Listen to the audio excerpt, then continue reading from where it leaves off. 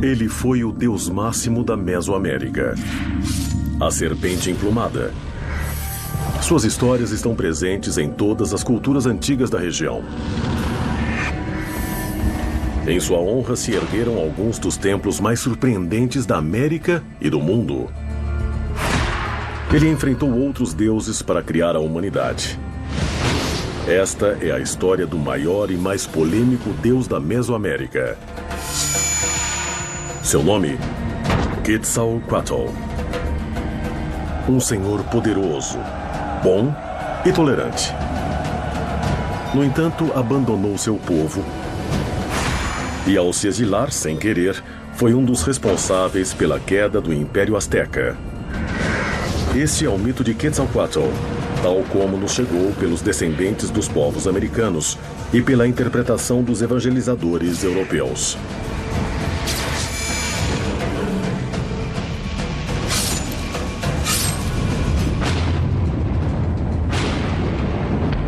Confronto dos Deuses. América Latina.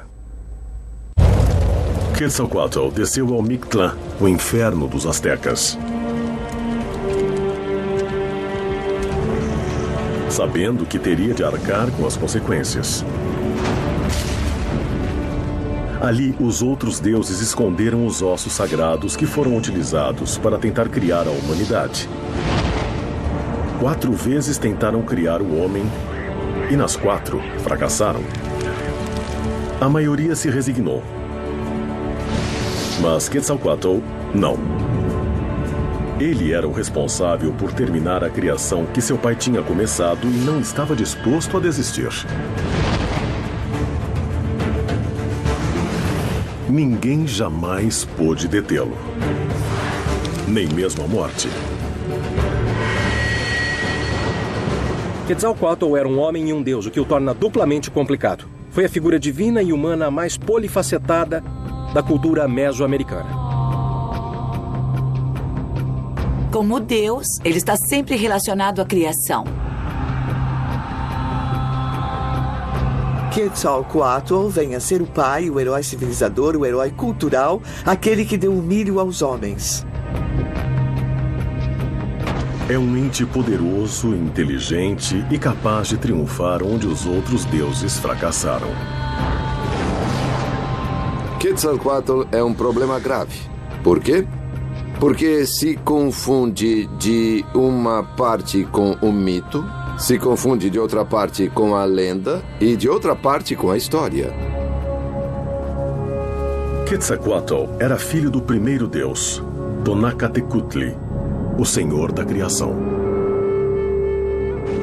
A mitologia narra que o grande deus soprou e dividiu o céu e a terra. Desse sopro criador nasceu Quetzalcoatl. Quetzalcoatl tinha mais 3 irmãos e os 4 deuses deveriam terminar a criação que seu pai começou.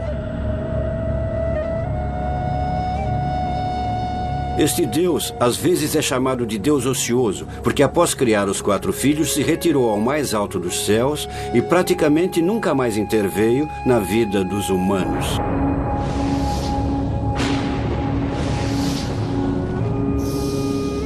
A serpente emplumada devia começar com a criação do mundo. E para isso, primeiro, teria de enfrentar um monstro terrível, Cipactli.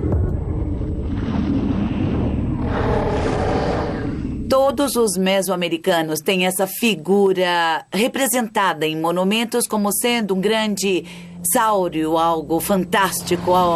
Parecia um dragão, um crocodilo.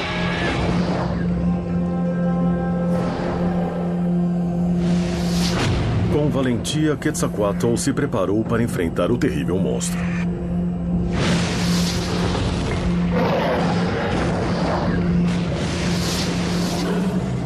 Era uma entidade fantástica, uma entidade andrógena, masculina e feminina. Cipactli era uma besta voraz, primitiva.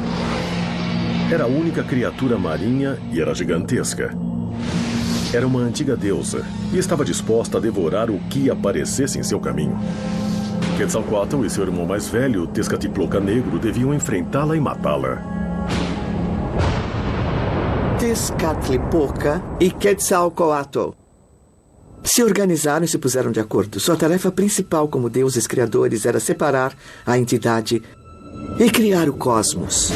Este monstruoso animal, metade peixe e metade crocodilo, estava sempre faminto e à espera de presas. Ninguém se atrevia a se aproximar. Mas os deuses tinham um plano para vencer o monstro. Parecia simples, mas iria exigir um enorme sacrifício por parte deles.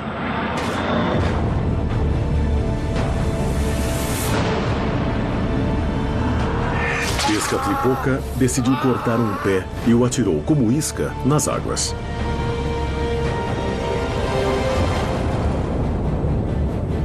O sangue começou a se espalhar.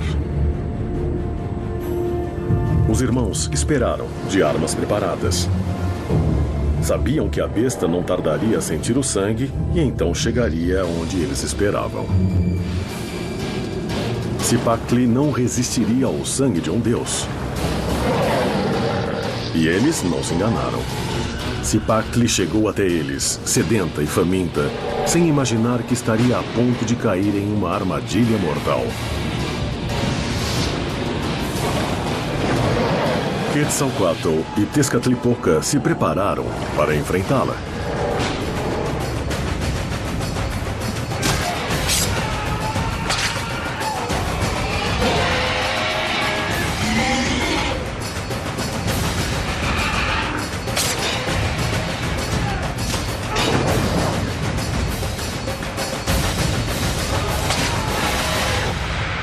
E os deuses pularam sobre ela. Foi uma batalha de morte, e eles sabiam que só teriam uma chance, que deviam matar Cipactli antes que ela pudesse defender-se. Como eram exímios guerreiros, usaram de todo o seu poder, dominaram a besta e a mataram. Quetzalcoatl e Tezcatlipoca a arrastaram até dividi-la e formar 4 regiões. As patas na frente e atrás formaram o leste e o oeste, e as laterais formaram o norte e o sul. A primeira tarefa estava terminada com sucesso e a besta jazia aos pés dos deuses.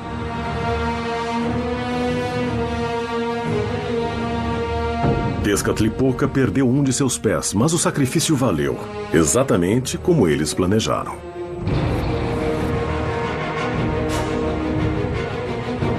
Cortando Cipactli pela metade, formaram o céu e a terra. Foi o primeiro sacrifício de sangue feito pelos deuses para criar o mundo.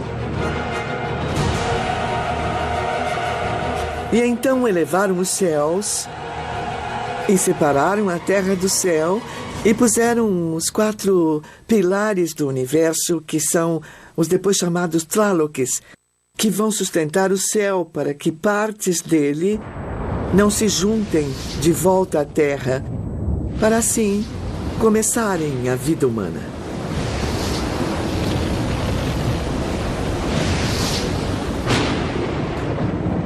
Quetzalcoatl e seus irmãos acabavam de construir o mundo tal como seu pai, Tonacatecutli, havia ordenado.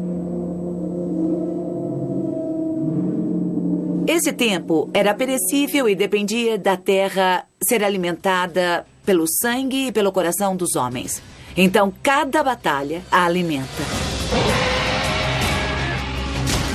O grande Deus Criador estava contente com a tarefa que começou a realizar. Quetzalcoatl mostrou ser um verdadeiro líder e um autêntico guerreiro. A criação do mundo acabava de começar. Mas ainda faltariam muitas provas antes que Quetzalcoatl se transformasse no mais poderoso dos deuses. Desafios que poriam à prova seu valor, sua energia e até mesmo sua vida.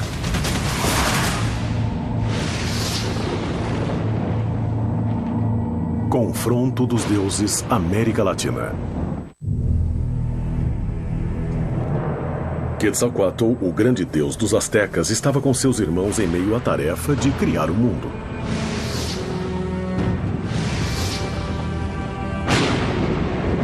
Tonacatecutli, o pai deles, os encarregou da missão. Com a destruição de Cipactli, eles criaram o espaço e o tempo. No entanto, ainda faltava muito a fazer antes de terminar.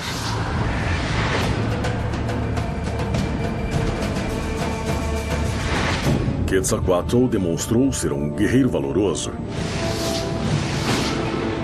O mundo estava vazio e os irmãos teriam a tarefa de povoá-lo. Primeiro, deveriam criar os deuses. Mas Tonacatecutli se encarregaria pessoalmente disso. Os deuses geradores vão parir uma enorme faca de rocha, um Tecpat ou Mesotecpat. Vão parir, será um parto celeste. Ela sai do céu e se espatifa na terra. Daí sairão 1.600 deuses, e esse número tem uma carga simbólica. É um múltiplo do número básico usado, que é o 20. 20 vezes 20 são 400, e o número 400 é sinônimo de inúmeros, de muitíssimos. Com a chegada dos novos deuses, as decisões começaram a se dividir. Mas claramente a opinião de Quetzalcoatl se impunha sobre os restantes.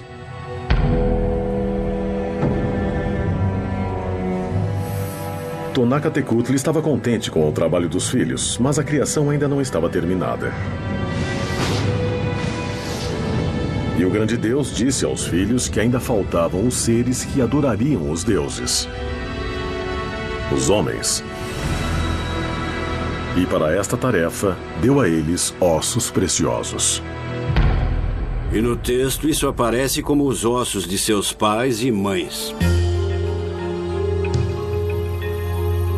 Tezcatlipoca, irmão mais velho de Quetzalcoatl, era um dos deuses mais interessados na criação do homem.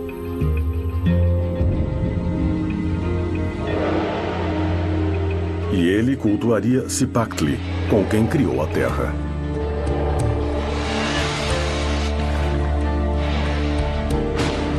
Ter sacrificado a deusa permitiu a criação do tempo e do espaço. Mas a memória da besta requeria sangue e Quetzalcoatl teve de tomar uma decisão. Ele devia criar o homem, mas para a vida existir, seria necessário criar antes um sol para reger o dia e a noite. Quando ainda era noite, quando ainda não tinha amanhecido, os deuses se reuniram em Teotihuacan. E quando eles se reuniram, se tornaram um só. E se perguntaram quem se encarregaria de iluminar o mundo. Xiaotiutlique, deusa das águas tranquilas, foi designada como o primeiro sol. A deusa subiu aos céus. Mas moldaram mal o primeiro homem. Eles eram muito pequenos e escapavam entre os dedos. Então, os transformaram em peixes. Quetzalcoatl não se deu por vencido e reuniu os deuses para uma nova tentativa. Desta vez, o sol seria Ocelotl, o jaguar. Fizeram um molde de barro e deram vida a ele. Mas agora fizeram homens grandes demais e atrapalhados, que tropeçavam uns nos outros. Ao caírem, se quebravam e formavam as montanhas, os vales e tudo o que havia neles. Não se deram por vencidos e fizeram nova tentativa. Ehecatl, o deus do vento, foi designado para ser sol. Desta vez, os deuses fizeram os homens de milho, mas eles eram perfeitos demais e não queriam render culto aos deuses, que então os transformaram em macacos. Finalmente, foi Tlaloc, o deus das tormentas, quem subiu aos céus como sol. O homem voltou a ser criado de milho, mas desta vez lhe deram um coração. No entanto, deram-lhe um coração grande demais e acabaram fazendo o homem bom demais e totalmente improdutivo. E no fim, os transformaram em perus.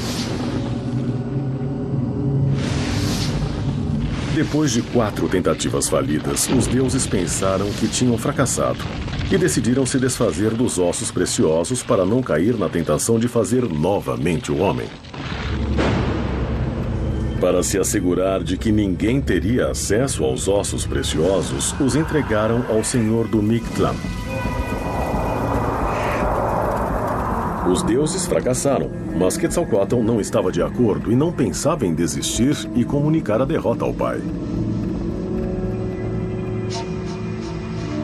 Porque dele dependia, em muitos casos, a extração do que estava no outro mundo, no mundo dos deuses, para ser posto na superfície da terra. Quetzalcóatl decidiu tentar mais uma vez, mas agora ele criaria os homens sozinho. E Quetzalcóatl desceu ao Mictlán, que é a região dos mortos, onde habitam Mictlantecutli, o deus da região dos mortos, para tirar de lá os ossos dos homens de outras eras. A quinta tentativa de criar a humanidade seria uma tarefa exclusivamente dele. No entanto, havia um problema com que Quetzalcóatl não tinha contado. Não seria nada fácil recuperar os ossos preciosos. Quetzalcóatl teria que descer os 9 planos do inframundo em busca dos ossos sagrados e para isso teria que pedir licença ao Senhor dos Mortos.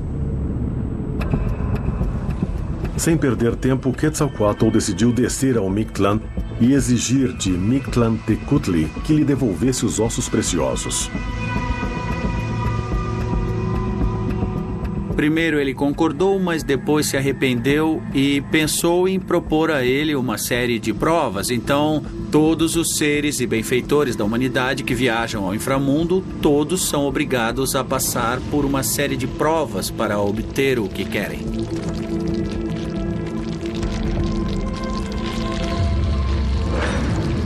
Depois de cruzar a primeira dimensão, ele teve de passar por montanhas em choque. Um inferno de pedras caindo de um lado e de outro. Só correndo muito, ele evitou que as montanhas o destruíssem ao se juntarem.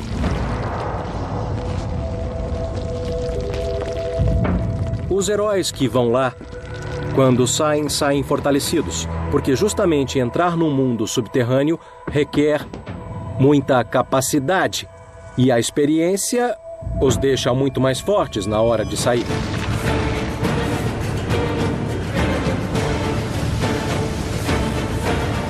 Cada prova é mais difícil do que a anterior. Quetzalcóatl continuou a avançar pelo mundo dos mortos. Mas ele ainda não tinha chegado ao fim, apesar de estar sempre mais perto de seu objetivo.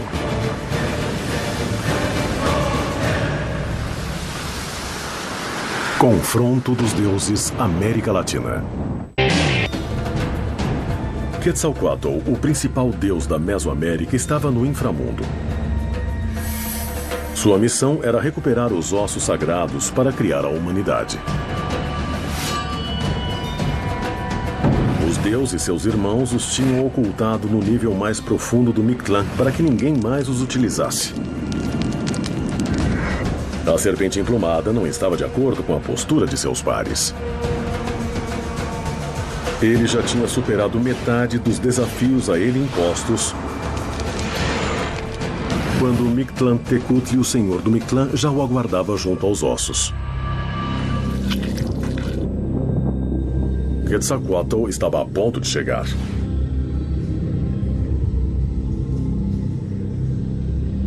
Avançando no inframundo, ele conseguiu passar por Teocoicoalhoa, onde as feras se alimentam de corações. Finalmente chegou ao local onde as almas encontram o tão desejado descanso. O local mais profundo. Quetzalcóatl penetrou no inframundo e pediu os ossos a Mictlantecutli. Mas o Senhor da Morte lhe propôs novo desafio para deixá-lo passar. Deu a ele um caracol sem orifícios e mandou que ele o fizesse tocar. Ele soprou o caracol, mas o caracol não tinha buracos, então não saiu som nenhum. E ele chamou os ajudantes animais, que eram, no caso, os vermes que perfuraram o caracol. As abelhas entraram no caracol e produziram um som passando pela prova de Mictlantecutli, que tinha proposto uma prova capciosa. E ele ganhou a licença para tomar os ossos dos homens de outras eras que estavam ali guardados e sair do Mictlán. Quetzalcoatl fez um traje com os ossos do homem e da mulher e começou a subir. Mas quando estava para sair do Mictlán, Mictlantecutli se enfureceu e decidiu detê-lo. Mictlantecutli se arrependeu de ter dado os ossos a Quetzalcoatl. Ele foi perseguido por deuses menores de Mictlantecutli que lhe impediram a saída para reaver os ossos e levá-los de volta onde estavam. Mas Quetzalcoatl estava para escapar do Mictlán quando Mictlantecutli ordenou que cavassem um buraco profundo e mandou que codornas o distraíssem e o fizessem cair na armadilha.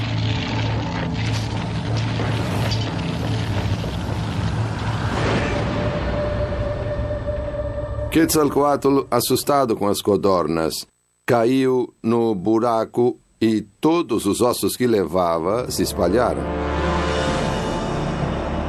A queda foi fatal e o deus morreu. Seu corpo jazia no fundo do buraco e parecia que o quinto sol nunca chegaria a existir. No entanto, nem tudo estava perdido. Ele morreu, mas como Deus, certamente iria renascer. E o deus renasceu. Mas havia um problema. Ao cair no buraco, os ossos se romperam. Ele recolheu os ossos espalhados, os colocou em um pacote e se dirigiu a Tamuanchar. Ele cumpriu seu objetivo. Estava com os ossos preciosos para criar a nova humanidade, a que crescerá sob sua tutela pessoal. Quetzalcoatl conseguiu. Estava novamente no mundo dos vivos e levava com ele os ossos preciosos. Estava tudo pronto para ele tentar novamente criar o homem e começar com a etapa do quinto sol. A única maneira, já que os ossos estavam quebrados, era acabar de quebrá-los, acabar de picá-los, fazer um pó, e depois os deuses, começando pelo próprio Quetzalcoatl, façam nova penitência, façam novo sacrifício. Quetzalcoatl sangra o membro viril e, com aquele pó e seu sangue, modelou os homens dessa era.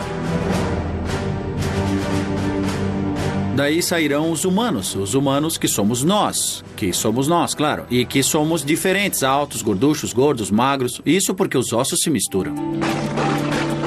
Após as tentativas falidas, o homem foi criado segundo o plano divino. Foram 4 tentativas, cada uma com um sol diferente. A quinta humanidade e o quinto sol estavam para nascer. O Deus estava feliz, porque conseguiu o desígnio de seu pai, mas não foi nada fácil. Ele criou o homem de milho, o Mexica. E nessa tentativa, surge o quinto mito da criação do quinto sol mexica. Aí, ou seja, os mexicas remontam a Teotihuacan para dizer que descendem deles. Quetzalcoatl se sentia em dívida para com os homens e faria todo o possível para que esta humanidade sobreviva. E a primeira coisa a fazer seria recuperar o milho para alimentá-la. O problema é que o alimento sagrado também estava guardado no inframundo. Os homens não seriam homens completos se não comessem milho, e para isso Quetzalcoatl se transformou em formiga vermelha para seguir a formiga negra, que tinha guardado o milho, e foi com ela, a seguiu e a enganou, para que o levasse até o milho. E ele tirou, outra vez, o alimento do inframundo, das cavernas do Tonacatepetl. Não era por acaso que o milho era a parte fundamental do rito. Ao deixarem de ser nômades e se assentarem na Mesoamérica, as tribos começaram a desenvolver o seu cultivo. Realmente, o cultivo do milho, que solucionou o problema da alimentação, foi o que permitiu o desenvolvimento de um grande império. Quetzalcoatl é considerado o grande civilizador para os astecas por ter mostrado a eles como cultivar o milho. É uma divindade benfeitora, uma divindade a qual o homem deve a vida e o homem lhe deve também o sustento. Para essa primeira humanidade, Quetzalcoatl fundou a cidade de Tula, ou Tolã. Como rei, ele conduziria os desígnios de seu povo. Aqui o relato começa a se dividir e aparecem as perguntas. Será Quetzalcoatl um deus? Será ele um deus e um rei? Será ele um deus, um sacerdote e um civilizador? Será que ele andou mesmo na Terra como homem? Existem muitas provas que se abrem a essa possibilidade. Tula era um lugar paradisíaco por excelência, e todas as belezas e riquezas que o mundo mesoamericano podia imaginar existiam em Tula. O lugar, é claro, não existe, era uma idealização. Houve muitas tentativas de localizar Tula no mapa. Arqueólogos e antropólogos acreditam que tenha sido um lugar concreto. Uma cidade realmente perto de Tenochtitlan, a capital do Império Azteca. Na Teotihuacan que conhecemos, entre a pirâmide do Sol e da Lua nasce o quinto Sol. Acontece que as fontes históricas também chamam Tula de Quetzalcoatl de Tolã. Mas isso não quer dizer que Teotihuacan não tenha sido Tolã, agora sabemos. A cidade de Teotihuacan significa em Nahuatl, a língua dos astecas, o lugar onde foram feitos os deuses.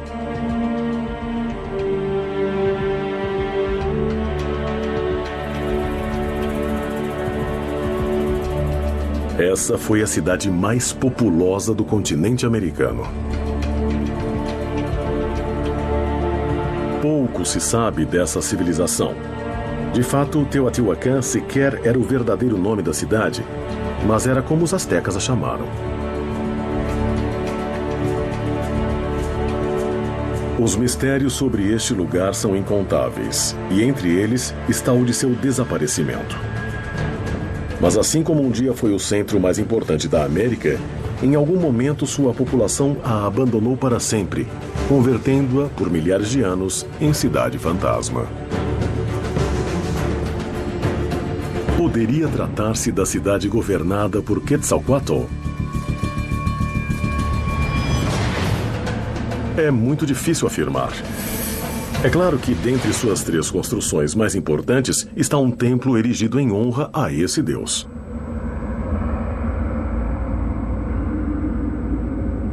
Teotihuacan foi uma cidade enorme, ou seja, naquele tempo, no ano 300 de nossa era maior do que Roma. Foi possivelmente a maior cidade do mundo.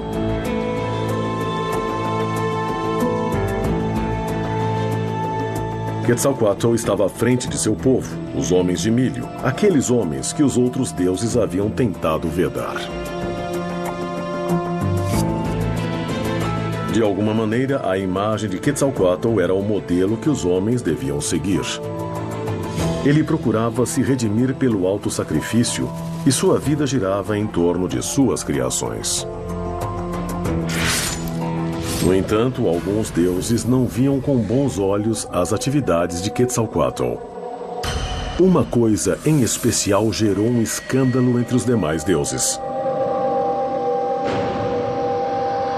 Quetzalcoatl proibiu os sacrifícios humanos. E aqui entra em jogo uma velha rivalidade entre Quetzalcoatl e Tezcatlipoca, deuses que desde o início dos tempos viveram em eterno conflito. Tezcatlipoca Negro nunca perdoou seu irmão.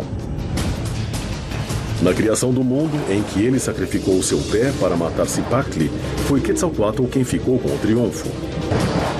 A inveja pelo irmão estava reprimida havia anos. E era a hora da vingança. Confronto dos deuses América Latina. Quetzalcoatl é o maior deus da Mesoamérica. O criador da humanidade. O governante de Tula. Mas o instrutor de seus súditos estava a ponto de cometer um erro terrível. Quetzalcoatl suprimiu os sacrifícios humanos e, para os deuses, isso era intolerável.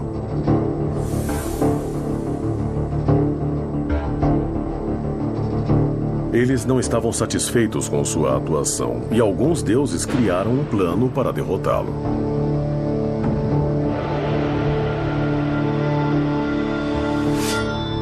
Ele contradisse a vontade dos deuses de voltar a criar aos homens e depois se dedicou mais a eles do que à família.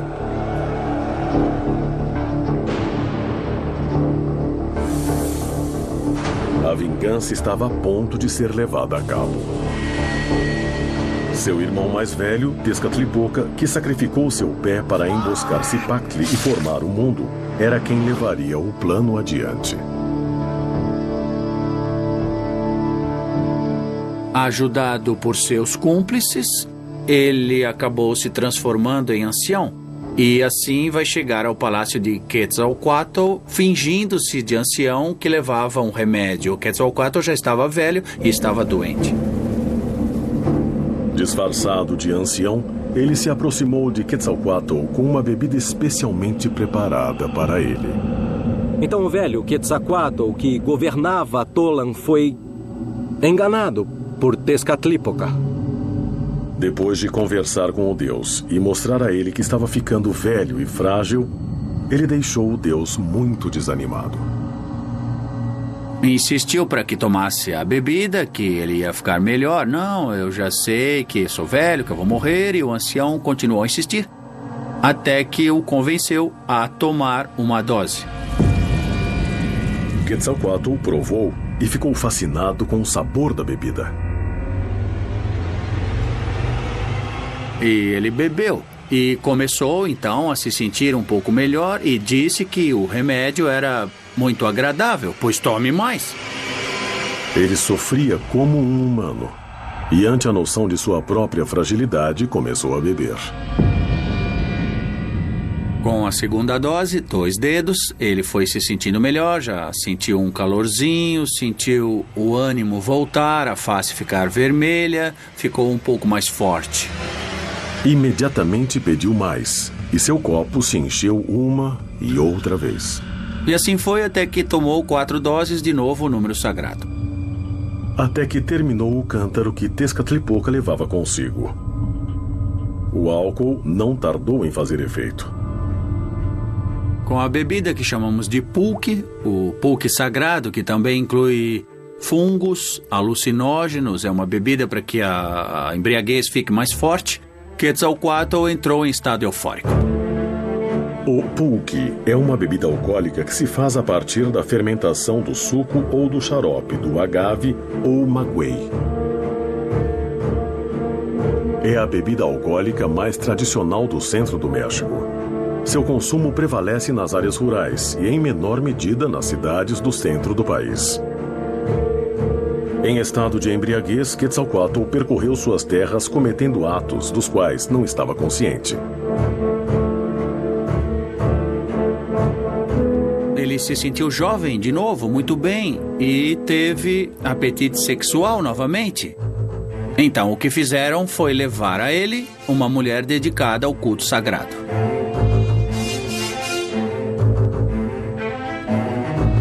Levaram a ele sua irmã Quetzalpetátl, que significa petate preciosa ou estrela preciosa.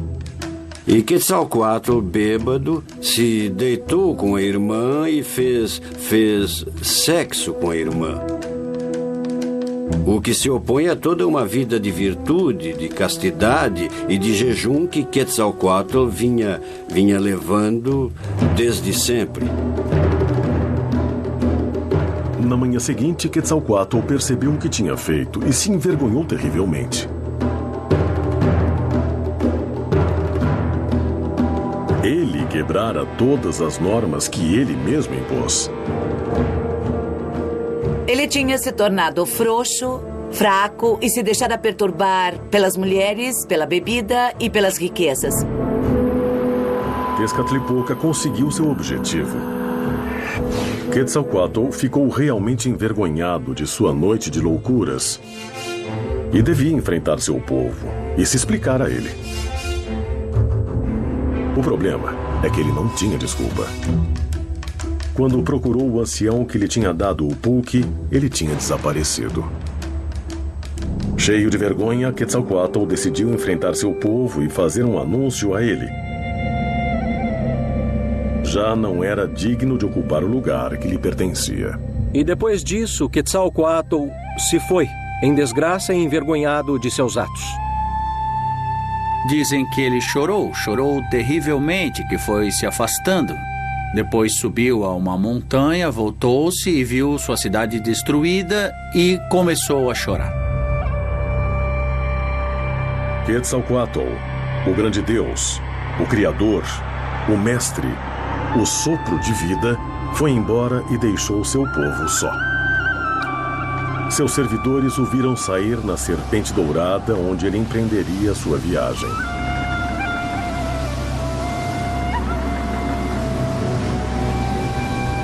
A partir do Monte Coatepec, o Monte da Serpente, o Deus Criador empreendeu seu exílio. Desse lugar, ele se despediu de sua terra e foi seu último contato com seu povo. Mas existe mesmo um ponto exato de onde Quetzalcoatl teria partido?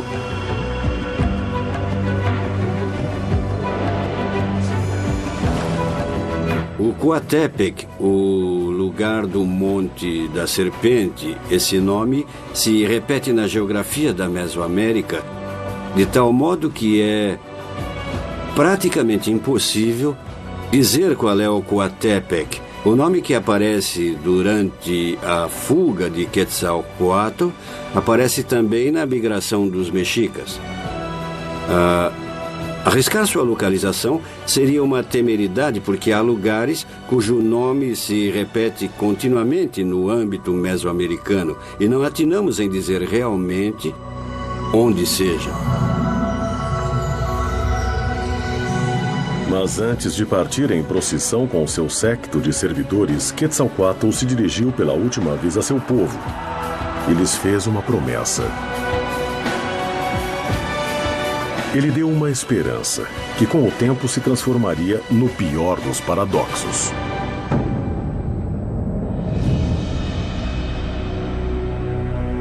Ele provocou o caos e a destruição da cidade que ele tinha fundado, Tolã, e prometeu voltar. E Quetzalcoatl partiu, fazendo a promessa de que um dia voltaria para recuperar suas possessões.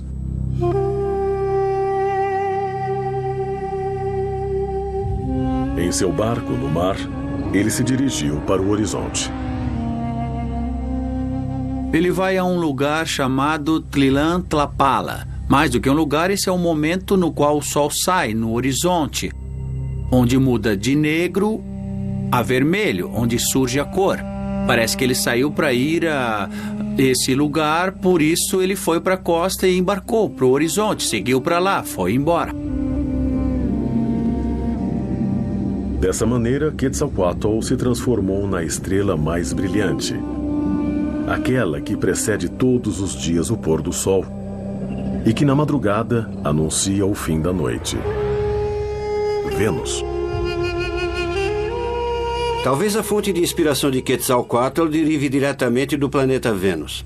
O fato de que esse planeta seja um planeta interno, mas que às vezes aparece como estrela matutina e outras vezes como estrela vespertina, criou essa dinâmica de Quetzalcoatl, de que ele vai embora, aparece, reaparece. Essa é a função de Vênus, estrela matutina na mitologia mesoamericana. É abrir o caminho para o Sol, para que ele emerja do mundo das trevas, emerja do inframundo. O Deus que criou a humanidade e ensinou os homens a plantar milho era esperado por seu povo. Mas quem chegaria pelo leste não viria a continuar seu legado, mas traria o fim ao povo asteca.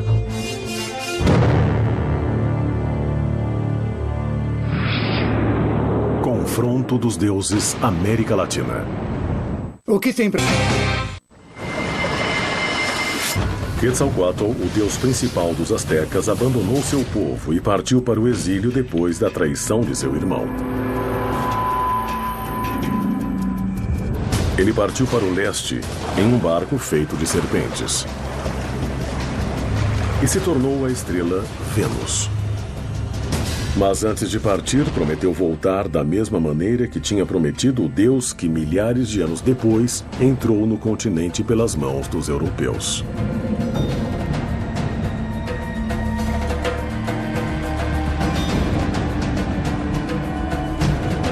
Os mesoamericanos que o viram se afastar no horizonte e se transformar em estrela, esperavam que ele cumprisse sua promessa. E nessa direção, para esse ponto, ficaram olhando séculos, aguardando pelo prometido regresso. Até que um dia acreditaram vê-lo descer do céu e retomar o caminho do mar. E o viram regressar exatamente pelo mesmo ponto em que seus ancestrais o viram partir. Pelo menos foi no que acreditaram os que tiveram essa visão. Aqui a história fica muito obscura. A presença, vamos dizer, física, real do conquistador se presta a muitos deslizes de interpretação. De que ele veio, não se sabe de onde, e que apareceu misteriosamente na costa, navegando numa espécie de casa que flutua e que, nem mais nem menos, vinha do mar.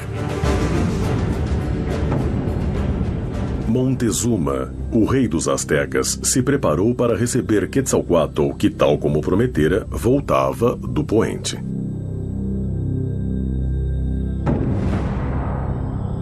Mas com os espanhóis que chegaram com a evangelização, sua figura se confundiu com a de outro personagem da Igreja Católica, o apóstolo São Tomé. Cristo ordenou que os apóstolos pregassem a todos os homens, mas estes homens não o conheciam. Então alguma coisa tinha falhado. Ou não eram homens, podia ser isso, ou Cristo não deu a ordem completa, ou a melhor opção, eram homens e tinham sido evangelizados como Cristo queria, e teria sido através da figura de São Tomé. Porque São Tomé apóstolo foi pregar no Oriente, mas se perdeu e desapareceu. São Tomé tinha coincidências demais com Quetzalcoatl. Os intérpretes do período colonial identificaram Quetzalcoatl e o traduziram como gêmeo querido e São Tomé, o apóstolo, era um irmão gêmeo. Mas as coincidências com o apóstolo cristão não terminam aí. Uma outra razão para a identificação de Quetzalcoatl é que o descreviam como um homem barbado de pele mais branca do que o normal para os indígenas. Identificaram a barba e a cor da pele supostamente clara com a origem europeia. E foi uma das razões pelas quais os conquistadores foram tidos por Quetzalcoatl. Em pouco tempo, a ação conquistadora dos espanhóis se estendeu por todo o continente. E o único império da Mesoamérica capaz de lhe fazer frente se inclinava a seus pés. Quetzalcoatl, o maior deus da Mesoamérica, fechava o círculo da dualidade. Por sua ação direta, havia nascido a civilização mesoamericana. E por sua ação indireta, ela terminou sob o domínio espanhol. Com o fim da civilização, a figura de Quetzalcoatl se engrandeceu e se encheu de atributos cristãos. Significa realmente o colapso de uma era e o começo de outra. As premissas culturais e as categorias fundamentais do pensamento que haviam servido ao mundo até aquele momento deviam ser reavaliadas para que se entendesse uma mudança de dimensões cuja grandeza sequer podemos imaginar. O que os Nahuas fizeram em sua história da conquista foi voltar a contar o mito da destruição de uma era. E na destruição e criação de eras, sempre comparecem todo o tempo duas forças universais, Tezcatlipoca e Quetzalcoatl. Até o dia de hoje, a pergunta continua a ser feita em toda a Mesoamérica. Quem foi Quetzalcoatl? A serpente emplumada, o Deus criador, o civilizador, não tinha regressado. O sopro divino continua esperando seu momento.